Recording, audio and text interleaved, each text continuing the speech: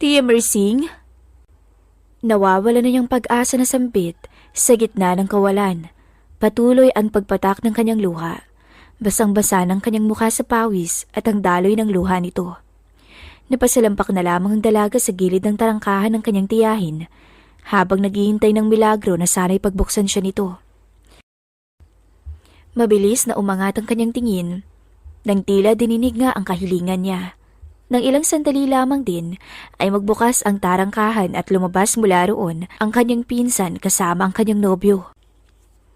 Mabilis na napatoy si Raya mula sa pagkakasalampak. Gulat pa nitong pinagmasdan ng dalawa na mahigpit na magkahawak. Anong ibig sabihin nito? Nauutal niyang tanong. Nanlalamig at halos bumigay na ang kanyang tuhod. Hindi pa ba halata? Sarkastikong tugon ng pinsan nitong si Mara. Nakataas ang makapalitong kilay